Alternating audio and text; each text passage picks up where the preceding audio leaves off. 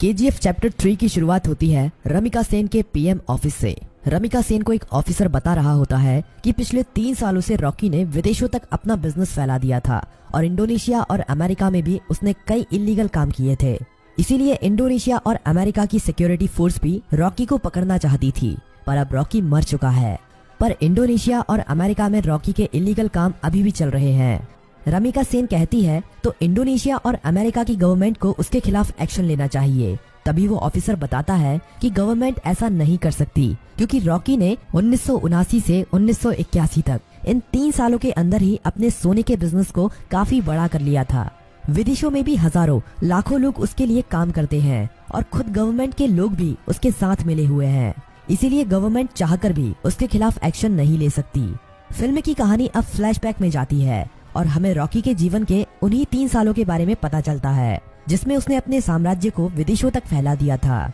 सभी माइनों पर कब्जा होने के बाद रॉकी ने और कई माइनों की खोज कर ली थी और सभी लोगों को उनकी खुदाई में लगा दिया था।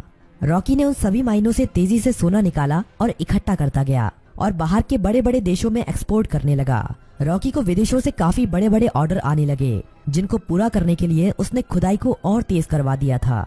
दूसरी तरफ से उसने माइन की खुदाई के लिए और सोने की खोज के लिए अमेरिका से कई टेक्नोलॉजी मशीन भी मंगाई थी, जिससे वो जल्द से जल्द इन सभी माइनों का सोना निकालकर इकट्ठा कर सके। रॉकी ने अगले 1 साल के अंदर इन माइनों से इतना सोना निकाला था जितना कि पिछले 20 सालों में भी नहीं निकाला था। दूसरी तरफ रॉकी ने अपने इलाके को एक इंडस्ट्रियल एरिया बना लिया था और माइन में काम करने वाले लोगों के लिए उसने अच्छे घर, स्कूल, कॉलेज, अस्पताल सब कुछ बना दिए थे। इसीलिए खुदाई करने वाले लोग उसे काफी पसंद करते थे और उसके लिए अपनी जान देने के लिए भी तैयार थे। धीरे धीरे करके रॉकी का साम्राज्य बड़ा ही होता जा रहा था। विदेशों में सोने का एक्सपोर्ट करते करते रॉकी की जान पहचान भी विदेशों की सरकार से भी हो गई और सरकारों के कई लोग रॉकी के साथ मिल गए। रॉकी कई बार इंडोनेशिया और अमेरिका में भी गया था। वहाँ पर भी उसने अपने सोने के साम्राज्य को काफी बड़ा कर लिया था। इस साम्राज्य को फैलाने में सरकार के कई लोगों ने उसकी मदद की थी और रॉकी ने एक गैंग अपनी इंडोनेशिया में और एक अमेरिका में भी खड़ी कर ली थी और रॉकी ने इन गैंग के लिए अपना एक एक लीडर भी बना लिया था और रॉकी उन सभी का राजा बन गया था। इस तरह से रॉकी ने अपने साम्राज्य को विदेशों तक फैला दिया था। अब कहानी फ्लैशबैक से बाहर आती है और हमें दिखाया जाता है कि जब रमिका सेन ने भारत में रॉकी के साम्राज्य को खत्म कर दिया था और रॉकी अपना सारा सोना लेकर समुद्र के बीच में चला गया था, वहाँ पर रॉकी ने इंडियन नेवी को खुद मैसेज करके उसे मारने के लिए कहा था। तब इंडियन नेवी ने रॉकी के शिप पर मिसाइल छोड़कर रॉकी को मार दिया था, पर रॉकी वहाँ पर मरा नहीं था। रॉकी का सारा सोना उसी समुद्र की गहराइयों में उसी जहाज में दफन है और रॉकी को अमेरिका के सबमरीन ने बचा लिया था। ये सबमरीन अमेरिका के एक बिजनेसमैन की थी, जिसे रॉकी ने उन 3 सालों के बीच में अपना पार्टनर बना लिया था। रॉकी अब अमेरिका में सबसे छुपकर रह रहा था और वो महीने में कभी कभी इंडिया भी किसी को फोन करता था कि केजीएफ का क्या हुआ, केजीएफ को ठीक होने में कितना समय लगेगा। अब कहानी इंडिया में शिफ्ट होती है और हमें दिखाया जाता है कि सलार केजीएफ के तबाह होने के बाद केजीएफ को दोबारा से खड़ा कर रहा है और जो लोग बच गए थे उन सभी लोगों के साथ मिलकर रॉकी के साम्राज्य को दोबारा से खड़े करने में लगा हुआ है। सलार ये सभी रमिका सेन से छुपाकर कर रहा है, पर बहुत जल्द रमिका सेन को भी इसके बारे में पता चलने वाला है।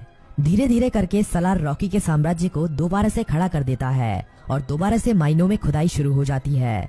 अब सलार रॉकी को फोन करता है और कहता है, मालिक, हमने आपका साम्राज्य दोबारा से खड़ा कर दिया है। जिस तरह आपने कहा था, अब आपके लौटने का समय आ चुका है। रॉकी कहता है, सलार, तुम्हारे लिए मेरे पास एक काम और है। तुम्हें उस सोने को समुद्र से निकालना है जो हमने इतने सालों से वहाँ पर छुपा के रखा है। वो हमारी माइनों से ही निकला हुआ सोना है। इसे हमें किसी भी कीमत पर समुद्र से निकालना है। इस सोने की मदद से ही मैं दोबारा से भारत में अपने साम्राज्य को खड़ा करूंगा। सलार सोने को समुद्र से निकालने के काम में लग जाता है और इंडिया में अब एंट्री होती है रॉकी की। सलार अपने लोगों को कहता है कि मालिक कई सालों के बाद यहाँ पर पधार रहे हैं, उनके स्वागत में कोई भी कमी नहीं रहनी चाहिए। किसी को नहीं पता था कि ये मालिक कौन है। रॉकी अकेला ही अमेरिका से आ रहा होता है। केजीएफ में रॉकी का स्वागत धूमधाम से किया जाता है। सभी लोग रॉकी को देखकर हैरान थे, क्योंकि उन्हें लग रहा था कि रॉकी मर चुका है, लेकिन रॉकी तो अभी जिंदा है। रॉकी अपनी माइनों का काम देखने के बाद सीधा मिलना चाहता था रमिका सेन से।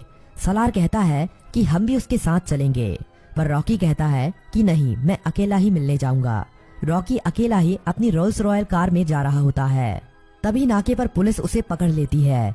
पुलिस वाले जानते नहीं हैं कि वो रॉकी है। वो रॉकी के पास लाइसेंस न होने की वजह से और ओवर स्पीडिंग होने की वजह से थाने ले जाती है। वहाँ पर रॉकी कुछ नहीं बोलता, बस अपने आदमियों को फोन कर देता है। थाने में बड़ा ऑफिसर आता है और रॉकी से चिल्लाकर बात करने लगता है। तभी पूरा पुलिस स्टेशन हिलने लगता है और कई हेलीकॉप्टर और बंदूक लेकर रॉकी के आदमी यहाँ पहुँच जाते हैं। उन आदमियों से एक आदमी रॉकी का लाइसेंस लेकर थाने के अंदर आता है और पुलिस को लाइसेंस दिखाता है। पुलिस वाला लाइसेंस पर रॉकी का नाम पढ़कर हैरान रह जाता है और रॉकी को वहाँ से जाने देता है। रॉकी अब सीधा रमिका सेन से मिलने के लिए जाता है। रॉकी के पहुंचने से पहले वो पुलिस वाला रमिका सेन तक ये खबर पहुंचा देता है कि रॉकी अभी भी जिंदा है। रमिका सेन ये खबर सुनकर हैरान हो जाती है कि अभी तक रॉकी कैसे जिंदा है। रमिका सेन को ये खबर भी मिल जाती है कि रॉकी के यहाँ आने से पहले किसी ने केजीएफ को दोबारा से खड़ा कर दिया है और केजीएफ से अभी भी खुदाई करके सोना निकाला जा रहा है। अब पीएम ऑफिस में एंट्री होती है रॉकी की। सभी लोग रॉकी को देखकर हैरान थे। रॉकी सीधा मिलने जाता है रमिका सेन से। रॉकी रमिका सेन से कहता है कि मैंने कहा था ना, युद्ध हुआ तो जीतूंगा मैं और जीत मेरी ही हुई है। रमिका सेन कहती है कि अच्छा है तुम जिंदा हो, अब मैं तुम्हारे सामने ही तुम्हारे केजीएफ को तुमसे छीन लूंगी। रॉकी कहता है कि उसकी नौबत ही नहीं आएगी। रमिका सेन रॉकी की इस बात को समझ नहीं पाती, तभी रॉकी वहाँ से चला जाता है। अगले कुछ ही दिनों में रॉकी रमिका सेन की सरकार गिरा देता है और सरकार में अपनी पार्टी को जिताकर अपने आदमी को प्रधानमंत्री बना देता है। रॉकी अब दोबारा रमिका सेन को फोन करता है और कहता है कि अब क्या करोगे, अब तो तुम्हारी सरकार भी नहीं रही। रमिका सेन कहती है कि अब मेरी जिंदगी का एक ही मकसद है, तुम्हारी मौत। रमिका सेन रॉकी के सभी दुश्मनों को इकट्ठा करती है। रमिका सेन इनायत खली से भी हाथ मिला लेती है और जितने भी रॉकी के देश विदेश में दुश्मन थे सभी को इकट्ठा करके रॉकी को मारने का प्लान बनाती है। रॉकी को मार पाना आसान नहीं था। रॉकी जितना अकेला खतरनाक था उससे ज्यादा खतरनाक उसके गैंग के लोग थे।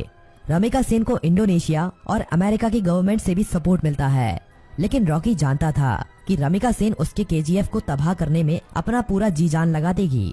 रमिका सेन जानती थी कि रॉकी को उसके केजीएफ में घुसकर मार पाना अब काफी ज्यादा मुश्किल हो गया है, क्योंकि अब रॉकी ने अपने केजीएफ में मिसाइलों को रोकने के लिए अपने केजीएफ के चारों तरफ रडार सिस्टम और काउंटर मिसाइल रख दी हैं। अब अगर कोई भी उसके केजीएफ के अंदर घुसने की कोशिश करेगा तो वो मारा जाएगा।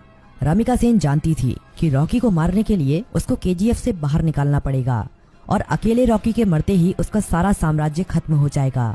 इंडिया में अपनी गवर्नमेंट खड़ी करने के बाद इंडिया की गवर्नमेंट रॉकी के लिए एक काफी बड़ी पार्टी रखती है। इस पार्टी में विदेशों के बड़े बड़े बिजनेसमैन, बड़ी बड़ी गवर्नमेंट के लीडर आते हैं। रॉकी की सिक्योरिटी के लिए इस पार्टी में काफी ज्यादा सिक्योरिटी लगी हुई थी। रॉकी पार्टी में पहुंच जाता है। थोड़ा नाच गाना होने के बाद पार्टी में एंट्री होती है रमिका सेन की। रॉकी से थोड़ी बातचीत करने के बाद रमिका सेन कहती है कि अब समय आ गया है कि तुम्हारे साम्राज्य को यहीं पर खत्म कर दिया जाए। पर तभी रॉकी के चारों तरफ हजारों लोग उसके ऊपर बंदूक तानकर खड़े हो जाते हैं। रॉकी की खुद की गवर्नमेंट उसे धोखा दे देती है और विदेशों से आए हुए बिजनेसमैन भी उसकी मौत का तमाशा देखने के लिए वहाँ पर आए हुए थे। सभी विदेशों के बिजनेसमैन चाहते थे कि रॉकी की मौत होने के बाद वो केजीएफ पर कब्जा कर लेंगे और अपने बिजनेस को फैलाएंगे और ढेरों पैसा कमाएंगे। ये सब देखकर रॉकी खुद हैरान रह जाता है, पर रॉकी जानता था कि एक दिन उसकी मौत जरूर होगी, इसीलिए वो अपने आखिरी पल में भी निडर रहता है। रमिका सेन कहती है कि देखा, आखिर तुम्हारे लोगों ने ही तुम्हें धोखा दे दिया। इतना कहते ही सभी लोग रॉकी को गोलियों से भून देते हैं और रॉकी की मौत वहीं पर हो जाती है और फिल्म यहीं पर खत्म हो जाती है।